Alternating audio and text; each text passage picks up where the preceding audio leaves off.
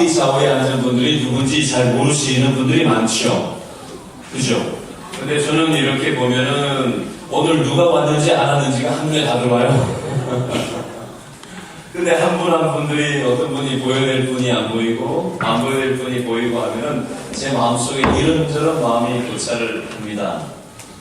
어쨌든 오늘 여러분 잘 나오셨고요. 우리 옆 사람에게 이렇게 한번 인사할까요? 우리는 내 옆에 있는 사람들을 죽이기 위해 태어난 사람들이 아니라 살리기 위해 태어난 사람들입니다. 짝을 바꿔서 다시 한번 인사할까요? 우리는 내 옆에 있는 사람들을 죽이기 위해 태어난 사람들이 아니라 살리기 위해 태어난 사람들입니다. 아멘. 이게 무슨 소리가? 이틀 전에 미국 휴스턴에서 산타페 고등학교라는 데서 디미트리오스 하구어티스라는 17살짜리 고등학생이 자기 아버지 역총과 회전식 연발 권총을 쏘아서 자기 친구들 9명과 교사 1명, 총 10명을 이 총에 맞아 죽는 사건이 일어났어요. 부상자도 한 10명 정도 되는데 일본은 현재 중태인 걸로 알려져 있습니다. 이 아이가 사람들을 총으로 쏘아서 죽일 때 입고 있었던 티셔츠에 이런 글자가 새겨져 있었다고 합니다. 영어로는 born to kill이라고 되어 있고요. 한글로는 죽이기 위해 태어났다라는 말을 새긴 티셔츠를 입고 총을 들고 자기 친구들 9명하고 자기 선생님 1명을 쏴 죽이고 10명은 중태에 빠뜨렸다는 겁니다. 어제 오후에 문자가 하나 들어왔어요. 누가 보냈나 봤더니 지난 5월 4일 우리 길신교회 금요 영성 집회 때 강사로 오셨던 장종택 목사님이 문자를 보내왔어요. 보내오신 문자를 제가 그대로 읽어드려볼게요. 저는 오늘 부산 수용록교회 오후 5시 집회에서 메시지를 전합니다. 이 집회는 부산의 중고등학교 학교 기도운동 부흥 집회랍니다. 교회에서조차 점점 숫자가 줄어가고 있는 중고등학생들이 이 부산 땅에서 학교 기도운동을 펼쳐가고 있답니다. 이 소식을 듣고 정말 감동으로 인해 전율이 일었습니다. 오늘 약 3,500여 명의 학생들과 교사들이 모인다니 놀라움을 금할 수가 없습니다. 교회를 다녀도 자신의 정체를 숨긴다는 학생들이 학교 기도 모임을 통해 기도의 불길을 지피고 있다는 사실은 분명 교회의 소망입니다. 저는 세상이 추구하는 성공과 돈과 세상의 복이 결코 우리를 행복하게 해주지 못함을 그리고 속지 않아야 함을 이야기하겠습니다. 섞은 복음이 아닌 순수 복음을 온전히 전할 수 있도록 하겠습니다. 기도하는 한 사람이 기도하지 않는 한 민족보다 무섭다는 사실을 이 시대 중고등부 아이들을 통해 보기 원합니다. 그래서 급히 정직한 중보기도 부탁을 드리기 위해 문자 보냅니다. 짧게라도 기도 부탁드립니다. 마음을 같이 해주셔서 고맙습니다. 이렇게 문자가 어제 왔어요. 그래서 제가 마음으로 함께 기도를 했었습니다. 작년에 또 이 모임이 있었는데요. 작년에 했던 집회 후기 영상을 잠깐 보시면서 어떤 분위기의 모임인지 잠깐 우리가 보도록 하겠습니다. 준비된 영상 들어주시기 바랍니다.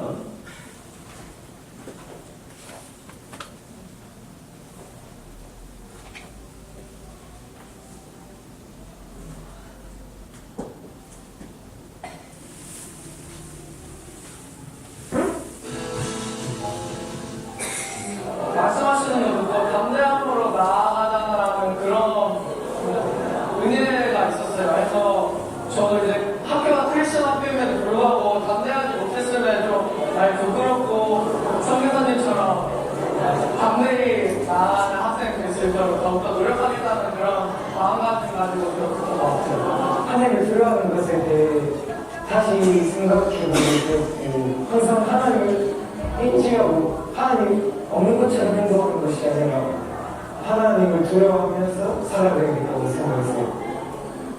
가운데서도 제가 너무 가벼운 이미지로 있다 보니까 힘들지 그렇게 보는데 저를 통해서 많은 아이들이 학교 안에서 예수님을 드러내고 또 믿는 아이들이며 저를 위해서 또 예수님을 믿었으면 좋겠어요. 교회를 나오면서 기도에 안 나온 친구가 있는데 그 친구들을 기도에 데리고 가고 자기들이 큰 산 태우듯이 이제 계속 태워가고요.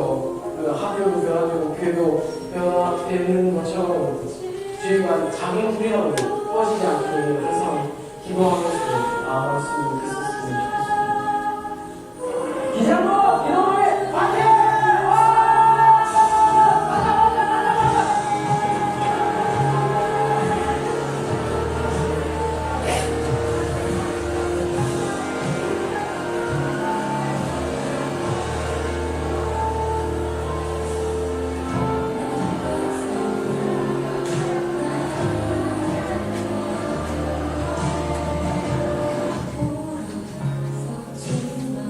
가지고 있습니다. 2018년 현재 부산 지역 3분의 1이 넘는 중학교 57곳과 고등학교 69곳에서 학교 기도회가 진행되고 있다고 합니다. 예수님의 복음을 경험한 중고등학생들이 자발적으로 자기 점심시간을 아껴서 모이고 있고, 모인 학생들의 기도 내용은 자기 자신의 성공이 아니라 교회와 나라와 민족을 위해서 기도하고 있고, 특히 학교 안에 있는 하나님을 알지 못하는 친구들을 위해서 기도하는 내용이라고 합니다.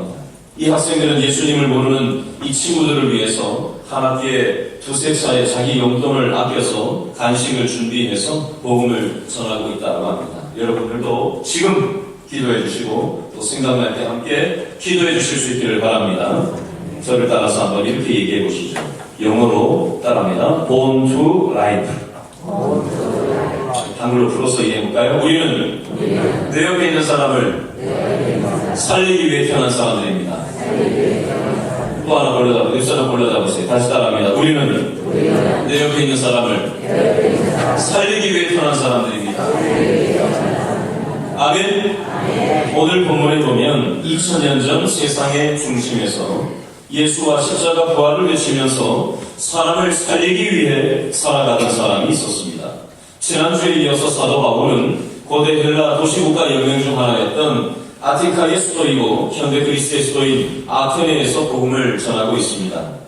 그곳의 수호 여신인 아테나, 다른 말로 하면 싸움과 지성의 여신, 로마 신화에서는 미네르바라고 하는 이 이름에서 아테네가 유래된 곳으로 보입니다. 아테는 지중해에서 약 48km 떨어져 있는 아크로폴리스 바위 언덕 위에 세워진 요새화된 성체이고요. 아테는 헬라의 철학과 예술, 과학의 중심지였고 민주주의가 발상된 곳이고요. 고대 세계에서 가장 유명한 대학 도시였습니다. 아테는 지정학적으로 많은 외침을 받아서 정치 군사적으로 많은 정복을 당하기도 했지만 이곳을 정복한 세력들은 예외 없이 이곳의 문화와 학문에 영향을 받을 만큼 영향력이 있는 도시가 바로 이 지역이었습니다. 그 당시에 아테네에는 3만 개의 우상들이 있었다고 하고요. 이것에 대해서 지난주 본문인 사도행전 17장 16절 말씀을 다시 한번 읽어볼까요? 17장 16절 다 같이 시작. 바울이 아테네에서 그들을 기다리다가 그 성에 우상이 3만 개 가득한 것을 보고 마음에 격분하는 장면이 나옵니다.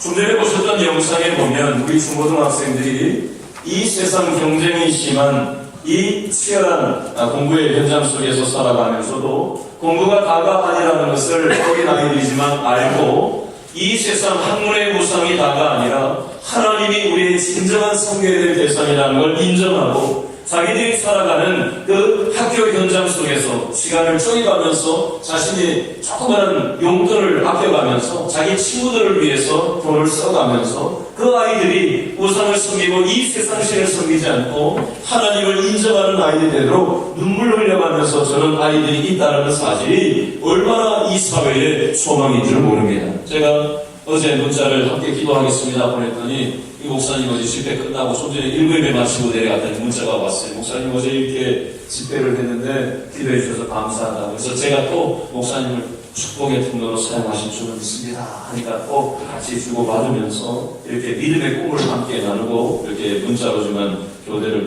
같이 교제를 했어요. 여러분, 최근에 한국 기독교가 사회에서 욕을 먹고 있는 이유 중에 하나가 자기 방식대로 강압적인 전도를 하는 부분 때문입니다. 너무 배타적이고 독선적인 자세로 이 세상을 살아가기 때문에, 교회 운영을 하기 때문에 한국 교회가 세상의 지탄을 받고 있습니다. 사도 바울은 이 세상을 우상이 가득한 3만 개의 우상이 가득한 것을 보고 너무나도 안타까워하는 마음이 가득 찼어요. 그걸 격분이라고 표현하고 있는데요. 영적으로 안타까운 마음을 가졌다는 거예요. 그런데 그렇다고 해서 자기 마음대로 복음을 전하지는 않았습니다. 그 사람의 눈높이에 맞춰서 초점을 삼아서 그 당시 문화와 그 당시 언어를 생각하고 그 당시 돌아가는 상황을 맞춰서 눈높이에 맞게 복음을 전했다는 겁니다.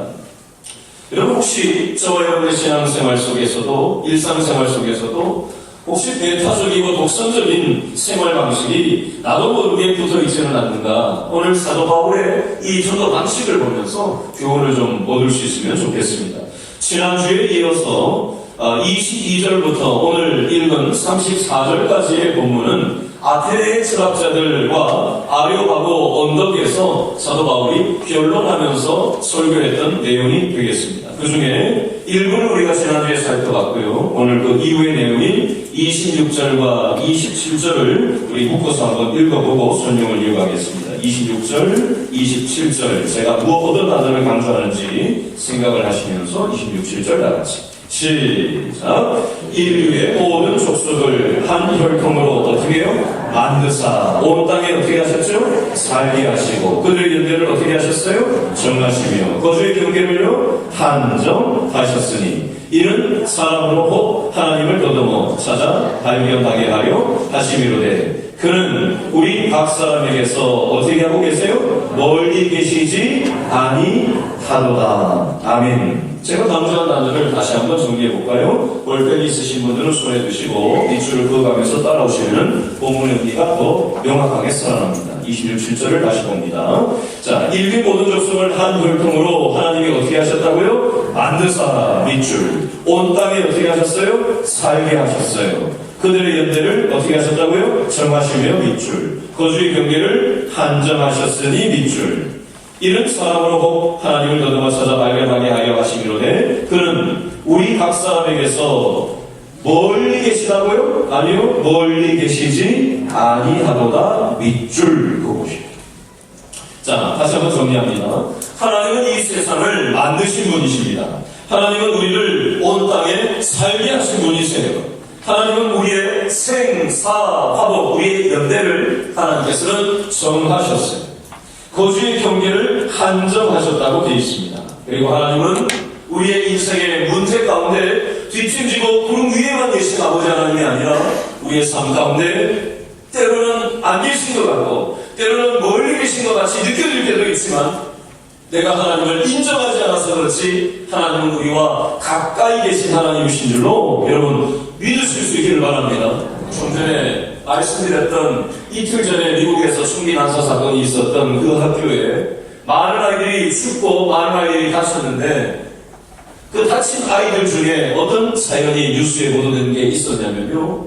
아이 하나가 총 쏘는 소리를 듣고 납작 엎드렸어요. 책상에 막아가지고 숨어있다가 담을 넘어가지고 도망을 가다 보니까 자기 몸에서 피가 뚝뚝 떨어지는 것을 느낀 거예요. 좀 경험이 없어가지고 총 맞은지 몰랐는데 머리에 총상을 입었다는 걸 그렇게 알게 됐고 급히 병원으로 가가지고 의료진의 기급 수술을 받고 확인을 해본 결과 의사가 뭐라 그랬냐면은 너 살짝만 비껴갔어도 너는 그 자리에서 죽었고 아니면은 식물인간이 될 상황이다 라고 얘기를 해줬다는 거예요. 여러분 사람의 죽고 사는 문제, 생사, 화복은 하나님께 달려있는 줄로 믿습니다. 오늘 일부 예배에 서희연 목사님 남편이 참석을 하셨었어요. 지난 주중에 신방을 같이 받으셨는데 교회에 안 나오셨던 분이세요.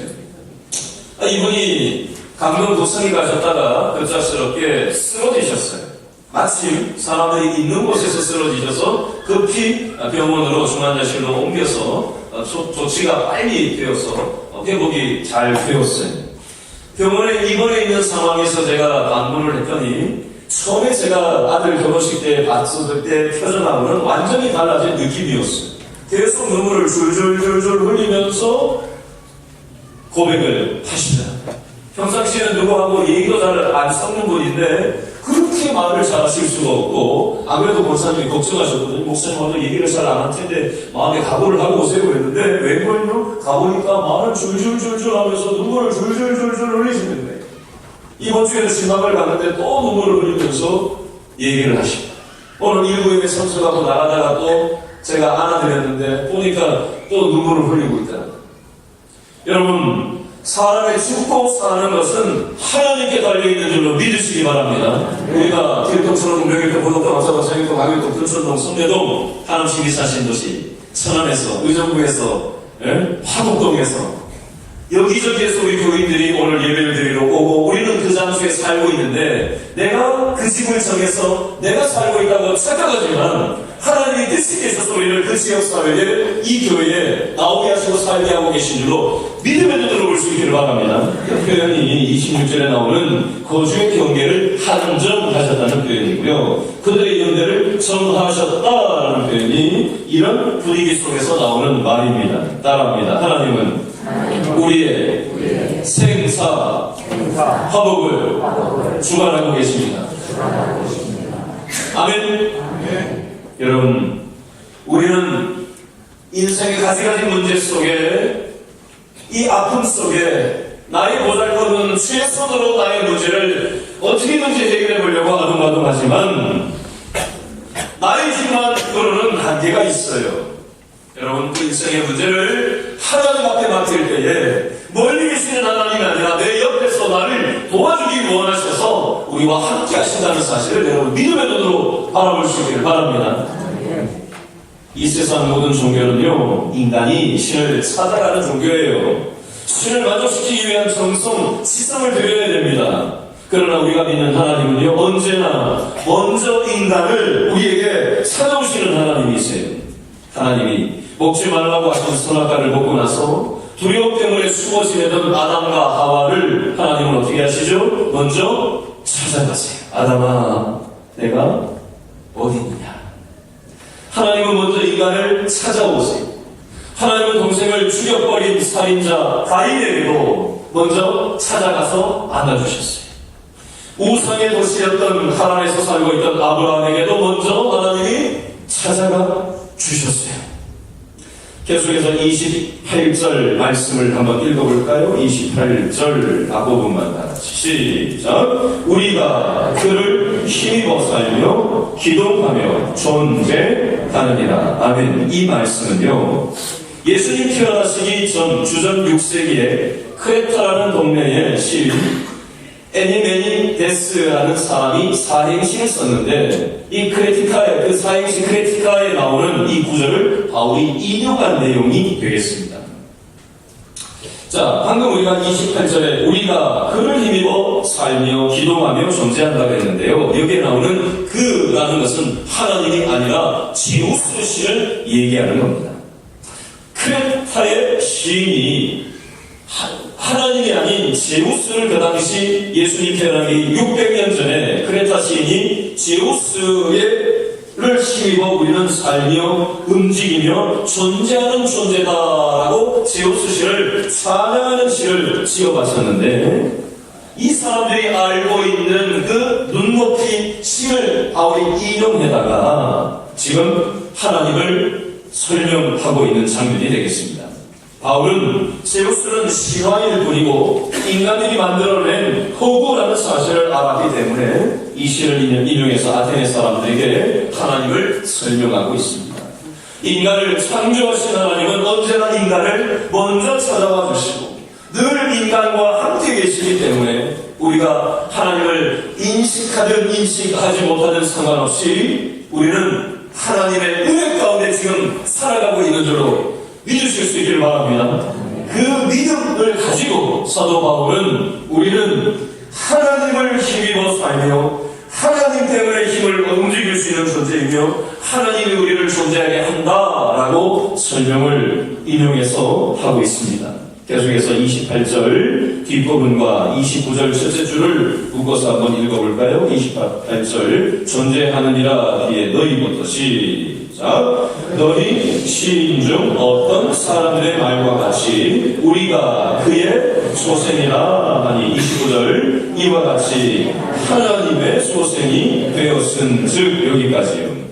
자, 여기도 보면 그 당시 시를 인용을 하고 있는데요.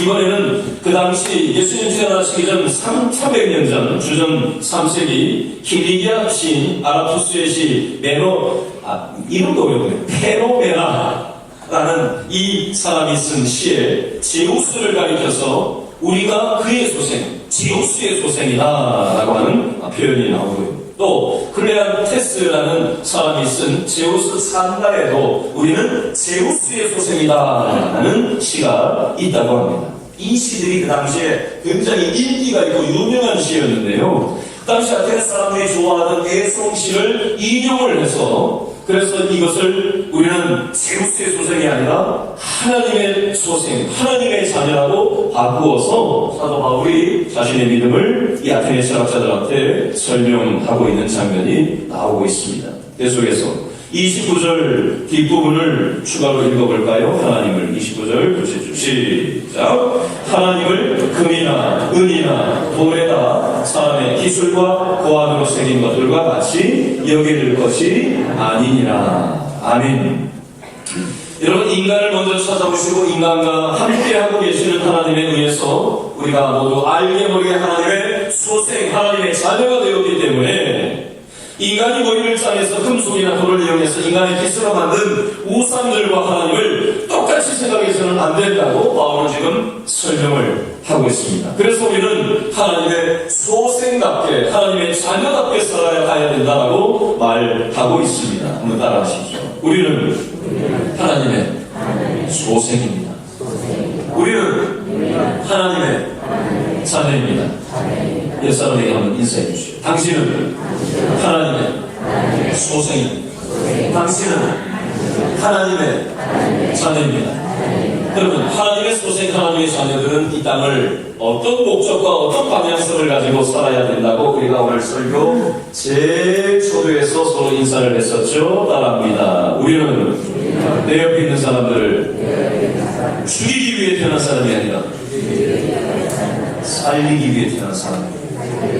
이게 하나님의 소생인 하나님의 자녀들이 이 땅에 살아가야 될 삶의 방향성이라고 오늘 성경은 말씀하고 있습니다. 계속해서 30절과 31절 말씀의 핵심은요, 30절에는요, 따라합니다. 회개하라. 31절에는요, 부활을 얘기하고 있어요.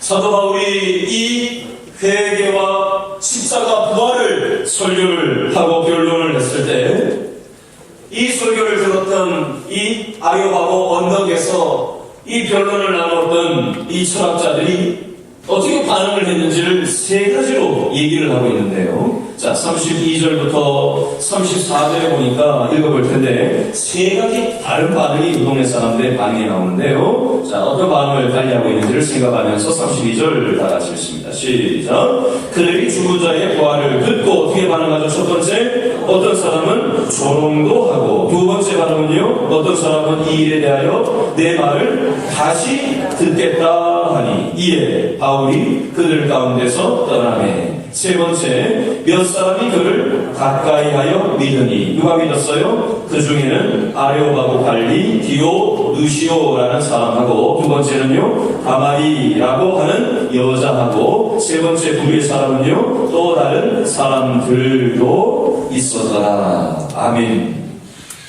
아테네 철학자들에게 사도 바울이 복음 전도를 했을 때 세 가지 반응이 있었는데, 첫 번째는 32절에 나오는 것처럼 어떻게 반응했다고요? 조롱을 했대요. 비웃고 조롱하고 사도 바울의 말을 무겁게 여기지 않았다라는 겁니다. 여러분, 이 세상 사람들은요, 개똥철학이라는 게 나름 들어있어요. 자기 생각에 살다 보면 개똥철학이라는 게 생겨가지고 자기 생각이 절대화가 되는 거예요. 그래서 자기 생각에 안 맞으면, 자기 기준에 안 맞으면, 그러면은 이 세상의 논리입니다. 그렇죠? 여러분, 자신의 사상에 사로잡혀 있는 사람들에게는 이 복음이란, 요즘 말로 교회란 우습고 경멸의 대상으로 여겨집니다. 자신의 세상과 사상과 생각으로만 살아가는 사람들, 하나님의 은혜라는 것을 듣도 보도 못하고 경험하지 못한 사람들에게는 이 기독교 신앙이라는 것이 조롱의 대상이요 경멸의 대상일 수밖에 없다라는 겁니다. 그 당시 아테네 철학자들의 첫 번째 반응은 사도 바울의 전도를 듣고 어디서 굴러못 가온 벽다구 같은 게 나타나가지고 되지도 않는 저 말을, 그 당시 철학자들은요 영혼을 굉장히 소중하게 얘기했고 육체는 천하다고 얘기하는 철학사조에 갇혀 있었던 사람들인데, 그 육체가 다시 살아난다고 하니 그게 말이나 되는 소리였겠어요, 자신의 사조에, 철학사조에. 그래서 비웃고 조롱하는 반응을 보였다라는 사실입니다. 여러분, 아테네 철학자들만 이런 게 아니라 우리 집에도 이런 사람들이 있잖아요. 그렇죠? 우리 가족 중에, 우리 배우자 중에, 우리 자녀들 중에, 우리 이웃들, 직장 동료들 중에, 내 주먹을 믿어라. 교회 가면 뭐가 나오냐? 하면서 아주 교회를 가짜같이 생각하는 사람들이 여전히 우리 주위에 많이 있습니다. 이 첫 번째 반응이 있었다는 거예요. 두 번째 반응은요, 결정을 연기하는 반응을 합니다. 32절 셋째 줄에 보니까 내 말을 다시 듣겠다라고 표현하잖아요. 그죠? 요즘으로 치면 내가 나중에 교회 나갈게 뭐 이런 거예요. 지금은 말고 나중에 할 일 없을 때 나갈게 뭐 이런 거잖아요. 그죠? 그리고 한번 이런 얘기를 합니다. 어떤 사람들이 조금 어려워지면 교회 나가는데 나를 위해서 좀 기도 좀 해달라 뭐 이렇게 얘기하는 사람들 있죠. 교회를 안 나오면서도 뭔가 있는 것 같기는 하고 가려니까 뭔가 손해보는 것 같고, 그래서 나중에 믿겠다. 나중에 교회 나가겠다. 결정을 연기하는 두 번째 반응이 있습니다. 세 번째 반응은요, 34절에 나오는데요. 몇 사람이 바울을 가까이 하여 믿는 사람들이 있었는데, 그 중에 첫 번째 누가 믿었다고요? 아레오바고를 관리하는 디오누시오라는 사람이 믿었다. 이 사람은요, 이 아레오바고, 그리고 이 요새와 같은 이 아레오바고 언덕 위에는 각종 신전들과 정치, 종교, 재판 기능이 다 망라되어 있었던 위치가 바로 이 아레오바고 언덕 위에 있었던 그 공간이에요. 이 아레오바고 관리 디오누시오라고 굳이 이 사람이 하는 일을 써놓은 것은, 이 사람은 재판하는 그 당시 12인 중에 한 사람이었을 것으로 추정됩니다. 굉장히 배울 만큼 배운 사람이고, 그 당시에 아주 앞장서서 유력한 사람이라는 것을 얘기하고 있습니다. 두 번째는 다말이라고 하는 누구라고 표현되어 있죠? 여자라는 표현을 굳이 써놨습니다. 성경에는 아무 의미 없이 이렇게 써놓는 게 없어요. 여자라는 표현을 성경에는 잘 안 씁니다. 여자 이름도 잘 안 쓰고, 여자 이름을 쓰더라도 여자라고 표기도 잘 안 해요. 사도 바울이 사도행전에 수많은 아시아 대륙, 유럽 대륙, 수많은 동네를 다니면서 전도해서 많은 여자들도 믿게 됐지만, 여자 이름을 쓴 게 거의 없고요. 여자라고 표기된 것도 거의 안 나와요. 근데 여기에 표현이 다말이라 하는 여자라고 표기된 것으로 보아서 이 여인은 굉장히 영향력 있는 그런 사람이었던 것으로 보여집니다. 또 다른 사람들도 있었더라. 이 두 사람 말고 또 다른 소수의 사람들도 이 아테네 지역에서 사도 바울의 전도를 받고 믿음으로 받아들이게 됐다라는 것을 얘기하고 있습니다. 그런데 성경학자들 중에 어떤 사람들은 이렇게 얘기합니다. 사도 바울이 아테네 지역에서 복음 전도를 하고 교회가 생겼다라는 표현이 성경에 안 나오지 않냐? 그러면 사도 바울이 이곳에서 복음 전도했던 것은 이게 별 효과가 없는 실패한 사회가 아니냐, 철학이 왕성했던 지역이다 보니까 이 복음이 잘 안 들어가고 안 먹혔던 거 아니냐, 이렇게 연구 분석하는 사람들도 있습니다. 예를 들어보겠습니다. 여러분, 예수님께서 공생애를 3년을 이 땅에서 사셨어요. 그렇죠? 기적을 베푸시고 할 때는 사람들이 와 하고 군중들이 쫓아다녔단 말이에요. 그렇죠? 12제자도 예수님을 3년 동안 가까이서 바짝 쫓았어요. 근데 십자가 지시겠다고 하니까 와 하는 사람이 다 어디로 도망가고 하나도 없어지고, 심지어는 12제자조차도 자기도 예수님처럼 십자가에 달려 죽을까봐 무서워가지고 수제자 베드로까지도 3번이나 예수님 부인하고 다 제자들까지 도망가 버렸어요. 여러분, 그러면 예수님의 전도사역은 실패한 것입니까?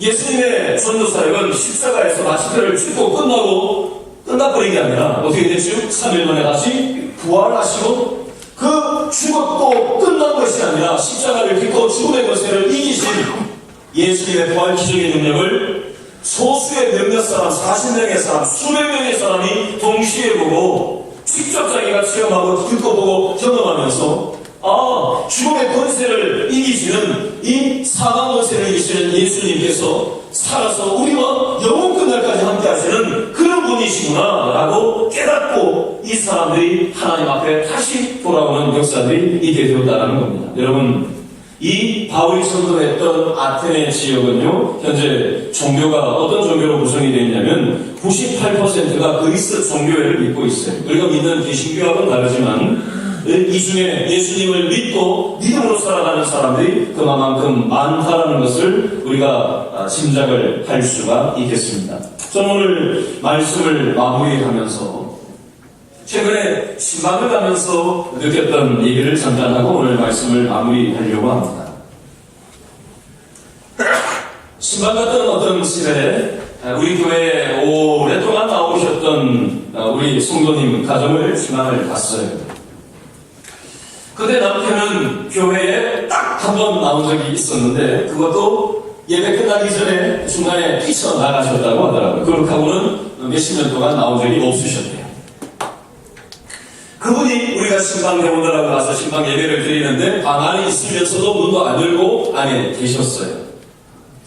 그리고 저희가 인사를 드리고 얼굴이라도 좀 볼까 싶어가지고 부탁을 드렸는데 반응이 없으셔서 제가 신방 왔던 분들 다 먼저 나가라 그러고는 저 혼자 살짝 남아가지고 뒤로 쳐져가지고 제가 이제 갑니다 하고 혹시나 해가지고 이제 문을 노크를 했나? 하여튼 얘기를 했어요. 문이 금방 안 열리길래 아이고 문을 안 여시는구나 마음의 문까지 닫혀가지고 얼굴을 안 보시려나 보다 하고 이제 어떻게 돌아서야 되나 하고는 이제 돌아설까 하는데 문이 열리시는 거예요. 그래가지고 제가 악수를 하고 반갑게 이렇게 잠깐 몇 마디 얘기를 나눴는데 이분 얼굴이 생각했던 얼굴이 아닌 거예요. 얼굴이 너무 밝게 맞아주시는 거예요. 그렇게 하고 얘기를 하던 중에 우리 교회 근처에 매일 1시부터 한 5시까지 와서 있는 아지트가 있다는 걸 제가 어딘지 알아냈어요. 그래서 제가 여기를 불시한 곳에 들어가요. 저를 맞아주셨던 그분의 눈빛과 태도가 완전히 닫혀있지 않고 그렇게 해도 되겠다는 판단이 들어서 그걸 적극적으로 밀고 들어가려고 하는 거예요. 여러분 제가 누구라도 밝히진 않을게요. 여러분 기도해주세요. 여러분 기도하면 하나님께서 마음의 문을 열어주실 줄로 믿습니다. 닫혔던 것을 풀어주실 줄로 믿으시기 바랍니다. 여러분 저와 여러분의 가까이 있는 사람들 중에 지금 가지가지 인생의 문제로 아파하고 있고 절망하고 있는 사람들을 하나님은 우리 옆에 붙여주셨습니다. 왜 붙여주셨을까요? 그 사람을 죽이라고 붙여주신 게 아니라 어떻게 하라고요? 살리라고 우리를 하나님의 자녀로 불러주셨을 뿐만이 아니라 우리를 통해서 내 옆에 붙여진 그 영혼들을 살리는 도구로 우리를 사용하기 원하셔서 우리를 그 사람과 붙여놓으신 줄로 믿고 믿음으로 받고 믿음으로 기도할 때 하나님이 때가 되면 닫혔던 것이 빗장이 풀어지고 하나님께서 합력하여 선을 이루실 줄 믿으실 수 있길 바랍니다. 기도하겠습니다.